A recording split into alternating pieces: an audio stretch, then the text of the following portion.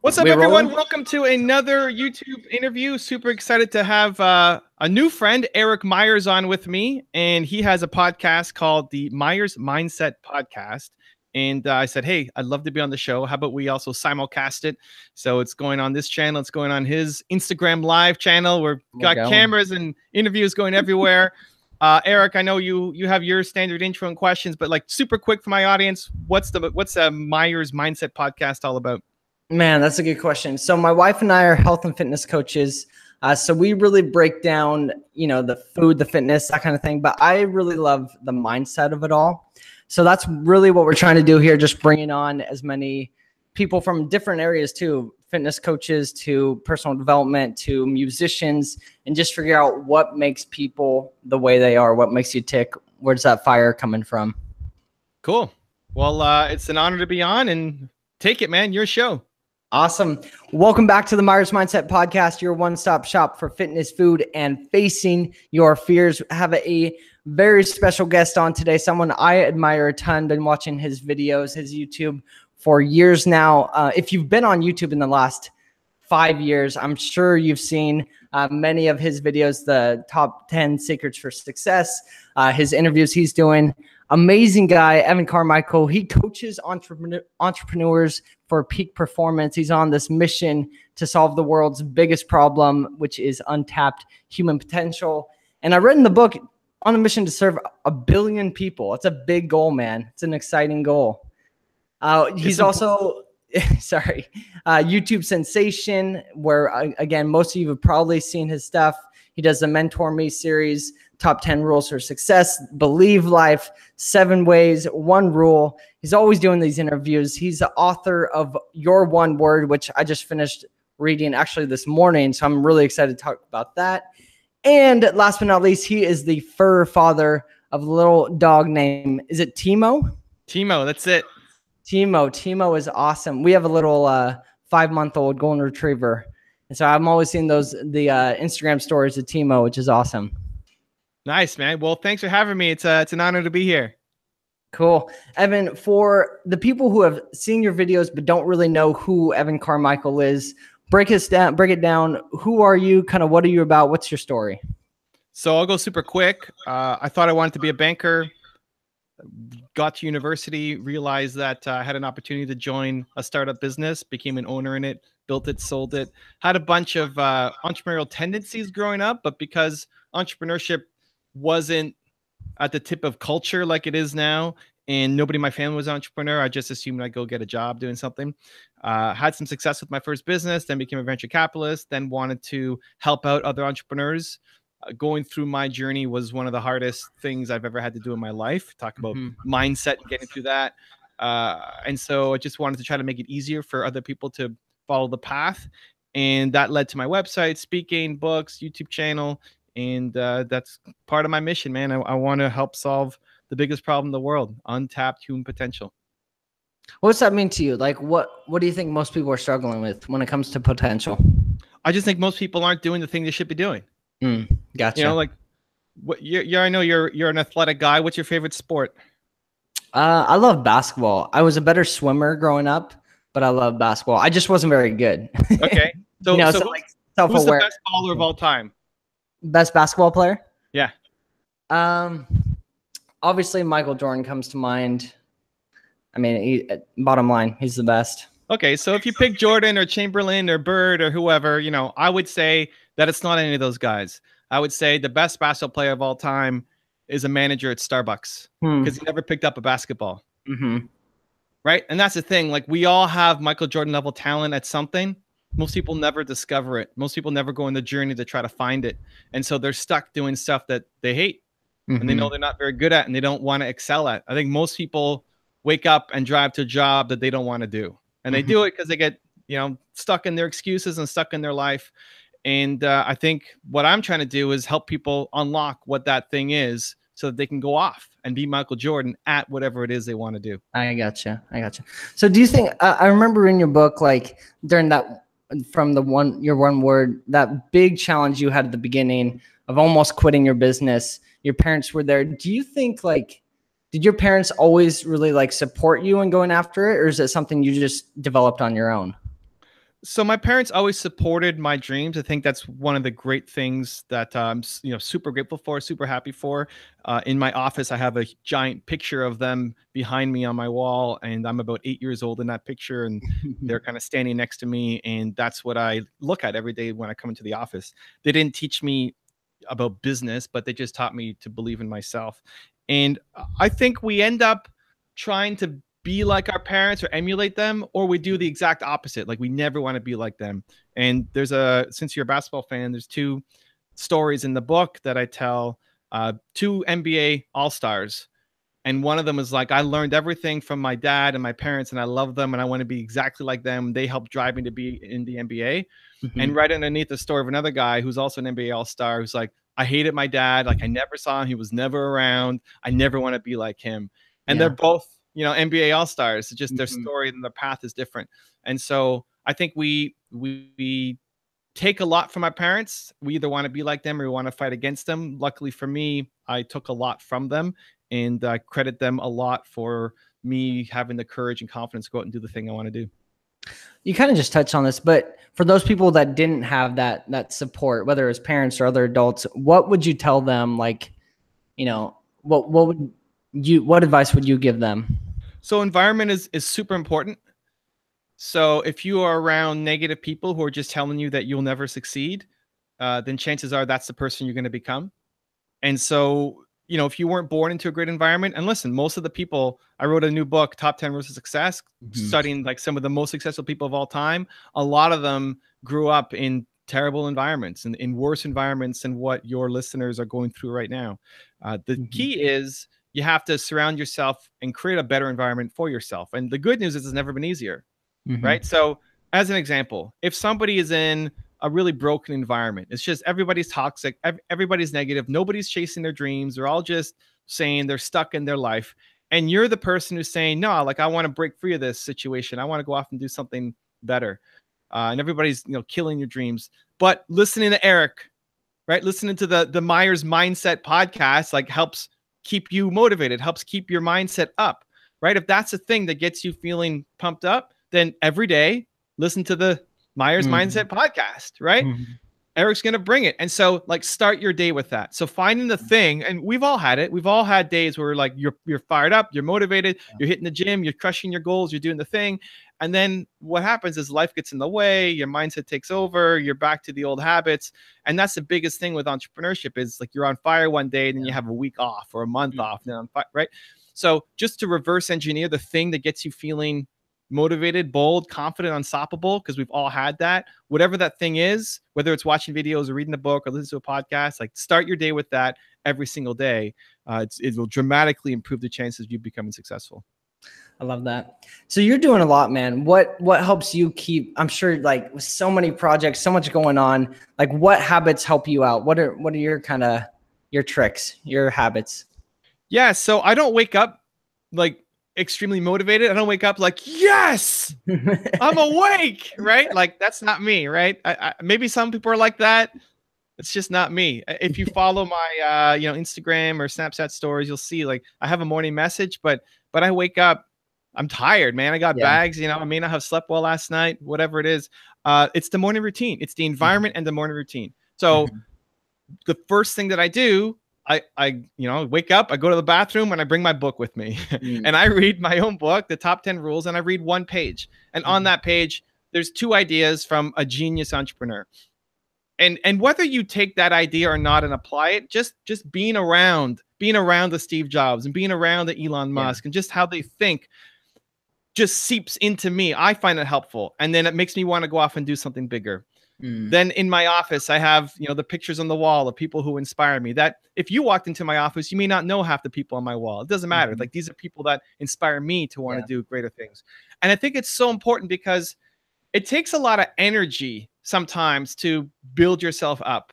And you don't often want to do that when you're in a state of low energy, especially first thing in the morning. And so if you have a morning routine and you design an environment so that it happens automatically, so you don't have to think about it, every single day. It's just so important. So I'd encourage your listeners to look at their environment. And listen, you don't have to have a penthouse apartment somewhere with this gorgeous view in Maui, you know, and everybody's this beautiful scenery. Like, take your basement or take your bedroom. Like, what's on the wall? What music is playing? Right? I have a Believe playlist that I listen to.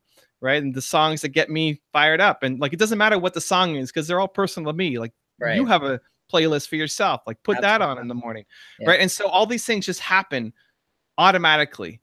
And I think most people just wake up like an accident and they fall into their day. And so having the intention around that can really help shape your habits so that you are going to have a successful day. Definitely creating that infrastructure, like you said, so you just kind of slip into it each day. How about exercise wise? What do you do for workouts, moving your body?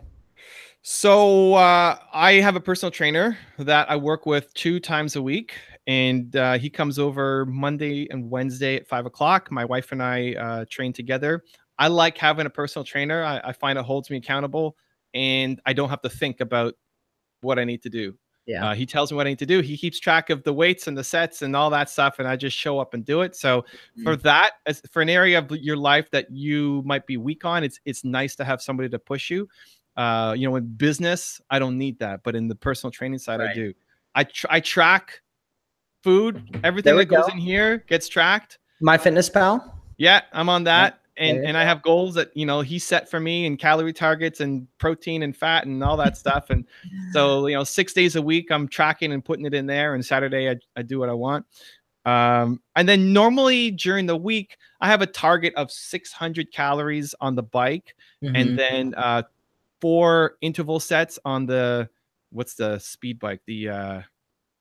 I don't know. Like, it's not distance, it's speed. So like 20 seconds at crazy high rates times. So 4 sets times 2. So I don't know. I'm in the gym pretty much every day for a little bit.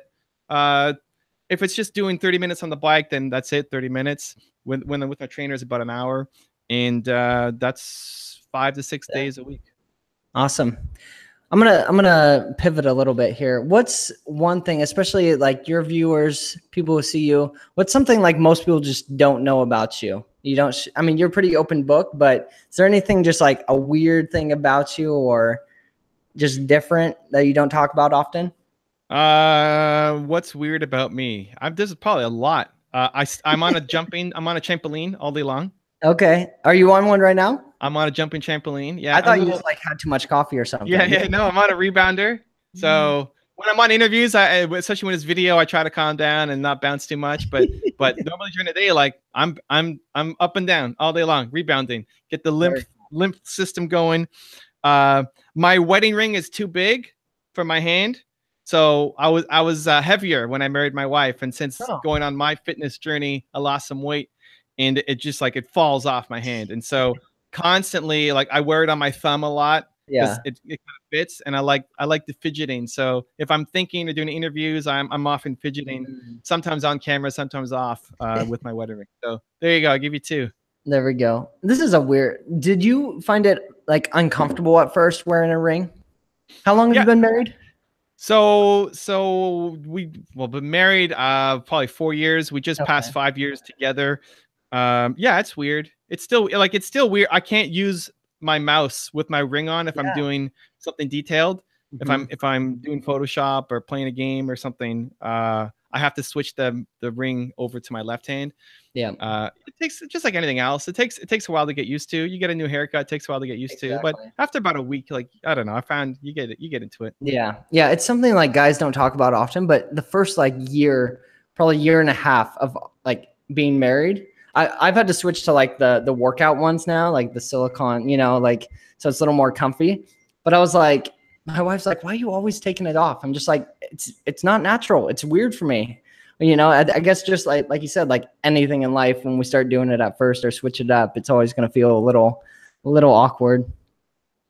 Evan, what does believe mean to you? So believe to me is, one, believing in yourself, having the confidence to go off and chase a thing, even if it may not work out, but going off and doing it. But it's also believe in the work that you're doing. Like, there's a strong why behind what you're doing. So, you know, if you're into fitness, you're into mindset, like there has to be a strong why behind it. Like, why are you so passionate about mindset and fitness, and why is it important? If somebody's a personal trainer and they don't, they don't have a deep why, it's like, hey, it's easy to make money as a personal trainer. Like, you're going to get crushed. You're going to get crushed by guys who actually care about it. And then also it's just impact. I want to be able to have a big impact. I want the message that I put out to count, to matter, to touch lives. I want my grandkids to watch this interview. I try to pour that energy into everything I create. Legacy. Did you have that from like a young age, or did it come on later? I think it developed. My earliest memory is with my mom. I was about 7 or 8 years old, and I decided I was going to write a family newspaper, and I went to interview her for my family newspaper. Love it. And I asked her, why did you become a lawyer? And she told me, Evan, I'm not a lawyer. I'm a constitutional lawyer. The difference is lawyers just enforce the laws, where constitutional lawyers help create the new laws. And so it just shifted my thinking. It's my earliest memory of like the bigger impact, the bigger thinking is like, okay, that's an interesting way to look at it. Yeah. I don't know that like at 7 years old, I was then thinking about my bigger impact, but it's like planting the seeds. Yeah. And then I think it really turned up more as I started modeling success, being around, as much as I have done compared to some people, I've still done nothing compared to an Elon Musk or Steve Jobs. I look at what Elon Musk is doing. I'm like, man, I'm an ant, Right. And so like I like that. I like that as a push forward. And so the more you surround yourself with that kind of knowledge resource, it's going to push you forward. Like you just can't help it. The more if you watch Elon Musk stuff, you're going to want to go off and do bigger, badder, bolder things. It's just going to happen. Definitely. Is there, I mean, you're surrounded by so many just incredible people, incredible minds. Is there one or maybe two people that you really connect with? So if I had to pick two that are outside my parents, as we talked about them, there are two other people that I have on my wall. One, my favorite entrepreneur of all time, his name is AP Giannini. He started Bank of America. People think a banker is your favorite entrepreneur. That sounds crazy. Nobody knows this guy's story. Even the guys at Bank of America, I called up their PR department. It's like, hey, I want to do something on AP Giannini. And they're like, who? Like, your founder? Like the guy who started your company? Anyway, he was the believe banker. He made loans to people based off of a handshake and a look in their eye. If you can imagine going to a bank and say, hey, trust me, and shake their hand. Yeah. He bet on Walt Disney when everybody thought the guy was crazy and nobody would do like a full length cartoon. Like nobody's going to watch a cartoon that's over an hour long. It's crazy. Yeah. So he made all these bets on people. And so that's believe. It's the believe, but applied to the banking industry and helping entrepreneurs. And so that's what I see me doing with my business. And so I really liked him. And the second is Howard Schultz. He's also behind me on my wall. He started Starbucks. And I think he's still chairman. I think he left the CEO role. He might run for president. We'll see what happens there. Why I liked him is it's very values based. And so I remember watching an interview. The thing that really kind of got me it was a shareholders meeting, and some guy stood up, and Starbucks was the first company to recognize gay rights and same-sex marriage and be an advocate for that. And somebody stood up and said in the shareholders meeting, listen, Howard, like, why are you doing this? Why are you making a big noise about same-sex marriage? Like, who cares? Come on, we sell coffee. We're not into, don't get political. It doesn't matter. Don't do this stuff. You're hurting the stock price. And he stood up and said, listen, if you're not happy with the stock price, if you're not happy with what we're doing, like, feel free to sell your shares in Starbucks and go buy something else. We will always stand behind our employees and diversity, and it's an important core value. And it's shocking because most CEOs wouldn't be that direct. And I guess it's because he's more the entrepreneur CEO than an actual CEO. And so just that idea of standing up, whether you believe in those values or not, like whatever your values are, standing up for it, even in the face of potentially worse financial returns, because it's the right thing to do. Yeah. What do you stand for that might be tough for others to swallow? I think believe is a pretty easy message to digest. If I'm picking something that is difficult, I would say everything is my fault. I would say not making excuses, not blaming other people. Everything is my fault. So any decision that somebody on my team makes is my fault. If my channel's, we crossed 1 million subscribers last year. We're not at 10 because it's my fault. Like, I'm not good enough to get to 10. I'm grateful and I'm so proud of what I did. I think one of the hard things to get about me sometimes is it's polar opposites.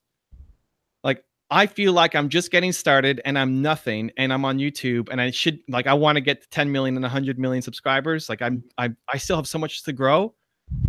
And I feel like I should get a Nobel Prize for my channel of how awesome it is. And it's like holding those two competing thoughts at the same time.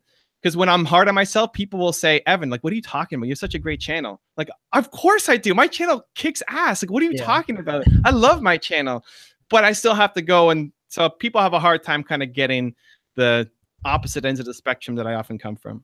Gotcha. Where did that idea come from to start the YouTube channel?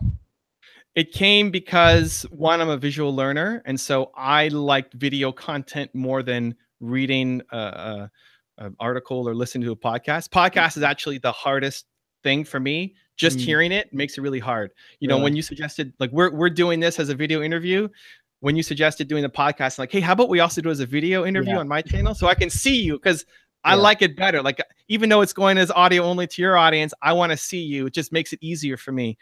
And so I love the idea of visual content just for myself. There was a combination of two things. One, that idea of modeling success really saved my first business. You know, Bill Gates saved my company. I've never met him, but what he did at Microsoft, I reverse engineered his story, applied it to my company, and that's when we started actually getting some success. And so I thought, okay, anytime I have problems, I'm just going to see who else has solved this. How can I learn from them? And so that's what a good chunk of my channel is about. All these different successful people from different walks of life and the books and all that stuff. And you can reverse engineer their success and apply it to yourself. So I wanted more video content on that. And as I started having some success, people would write into me and say, hey, Evan, how do I do this? How do I do that? And it was super flattering. I'm sure, you know, you remember your very first coaching client, or some people will ask you maybe at the gym, and you're just, you know, it's flattering, it's humbling. It's like, oh, you want my advice? Great. And you're happy to give it. That got to the point, though, where if you're getting multiple per day and I'm spending half an hour on each email, like it starts to add up. Like, oh, now I don't have as much time to do all this stuff. So I thought if I make video responses, then that could help that person. But anybody else who has the same question, they could learn from it too. I gotcha. You do quite a bit of speaking as well, don't you? Depends. I've scaled back on a lot of my speaking because of family. Like, my wife misses me a ton when I'm away. So I have to pick my causes. And I also I don't like just showing up at some corporate event and speaking. Like, I want it to be for something that's interesting for me.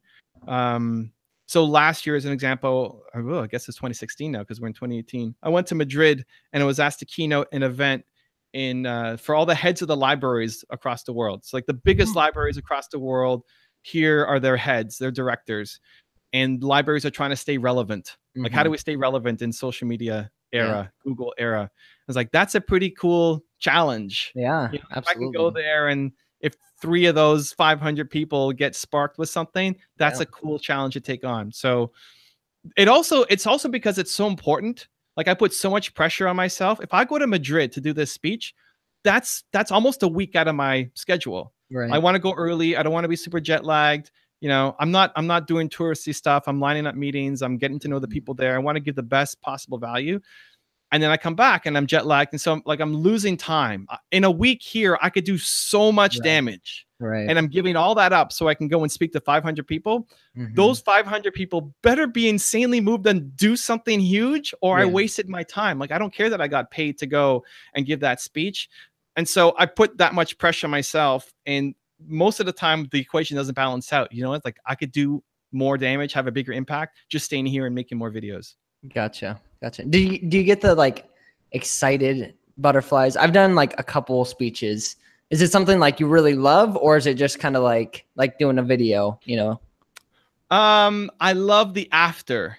I love the connection with the audience after being on stage and speaking. And there's some interaction that you get, but I love the people who come up afterward and say, man, that was really great. There was an awesome energy. There's always butterflies going, you know, before I go up.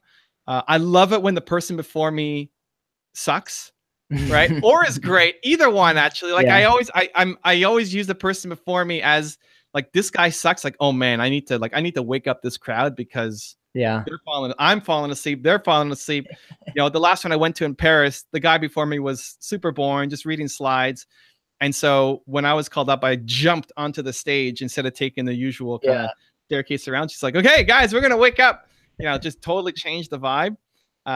Or if somebody before me is really good, then I like it as a challenge. Like, okay, let's go. I got to be better than that guy. It's a competition, but in a good way. But the best part for me is the afterwards. So after I've done my 10, 20, 30, 60-minute speech, whatever it is, people coming up, want to take selfies, want to ask questions, telling me how much it helped them. Same thing for the videos. Like the best part of the videos is the comments. The best part is like talking with you and saying, hey, I love your videos. I've been watching them for years. It really helped me. That's the satisfaction, knowing it's the impact. Like I'm impact driven. So knowing that had an impact on you and different people, it makes me want to do it again. Has there been a subscriber or an email that you got that really stood out to you, that like really just, like, holy shit, I'm actually making a huge difference here? Can you think of anything specifically?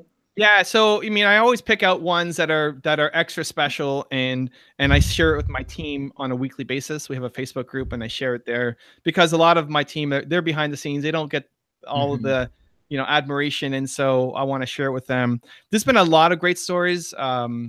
People say they wanted to kill themselves, and they watched this video, and it made it like, that's crazy. Yeah. But the one that really, like the first one that really had an impact, and so it's why it's so memorable, because the first one, we made a video on a Black entrepreneur. I think it was John Johnson, who started Ebony and or BET and a bunch of things. Anyway, so we had a guy comment who says, I was raised in the South in the US, and my dad always taught me that Black people were niggers and stupid and couldn't amount to anything. And this video changed my mindset. Like, you talk about mindset, like, here's this really, talented Black entrepreneur sharing advice, and like, it just shifted that. Like, that's what made me think, my channel's doing much more than just teaching entrepreneurship. Like, we're helping solve racism. It's crazy. Right? Yeah. That's why I deserve a Nobel Prize. Yeah. Right. Like, we're helping solve, like, we're bringing people together from all sorts of different cultures. And so that was a huge moment for me, just realizing the impact that we could have through content, much more than just an inspiring, motivational, or giving some practical tips. Like, if that guy now sees an entire, he sees Black people totally different now. That's crazy that, like, my one video did that. Do you think that's why you connect so much with the Starbucks CEO, Howard? Like, just the bigger picture of what's going on? Yeah, like being mission driven. I'm very mission driven, right? Yeah. And so I think a lot of successful entrepreneurs are, if you look at not the CEOs who replace them, but the founders who go off and build something. They do it because they have a deep, genuine passion, desire to accomplish something much more than just shareholder returns. Yeah. They want to make a change in their industry, right? Like the Steve Jobs, I want to make a dent in the universe. They all have their own equivalent of being unhappy in what's happening in their industry and then wanting to change it. And the story often comes from your own pain or their pain. So, Howard Schultz, his dad was a blue collar worker, like factory worker or something. And he hurt his leg, and then he couldn't work, and there was no workers' comp, and he couldn't, they were out of money, and he grew up on like the wrong side of the tracks and had no money growing up, especially for that period of time.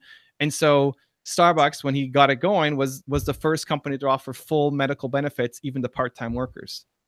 Now, a lot of the companies now have copied that, but they were the first. And why? Because of his dad. So like, he's trying to create the world that his dad didn't get to grow up in, right? Same thing for me. I struggled so much as an entrepreneur.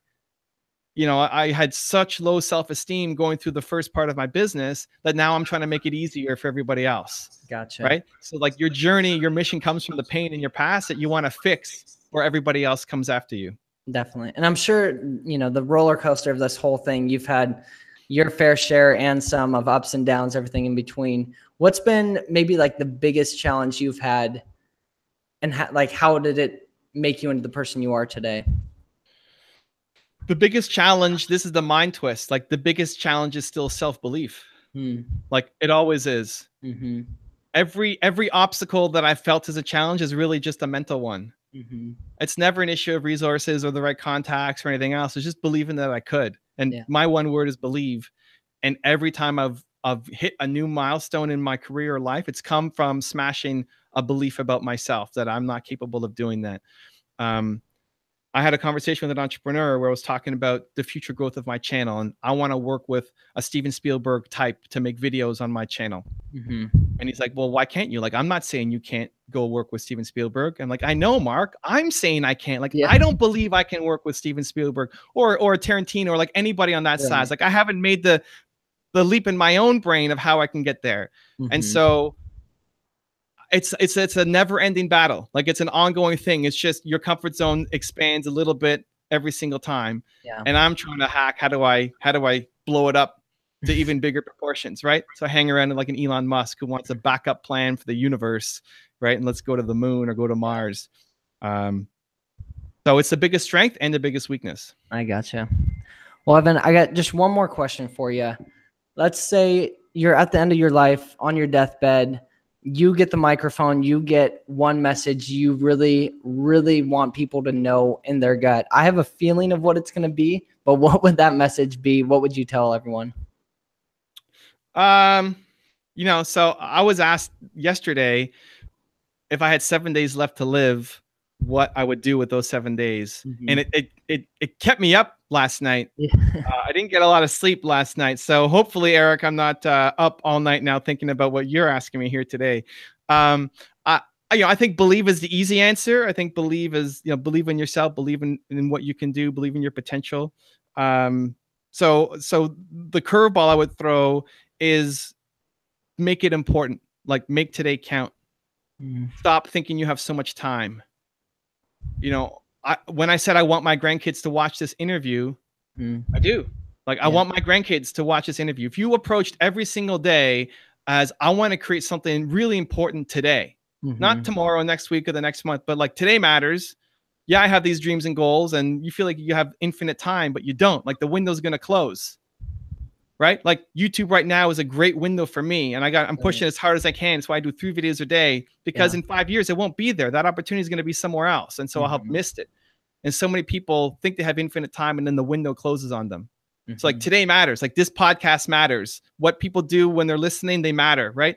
So every single day, try to create something that your future grandkids are going to care about, and you're going to be proud of showing them. If you took that approach every single day, man, your life in a year from today would be totally different than where you're at right now.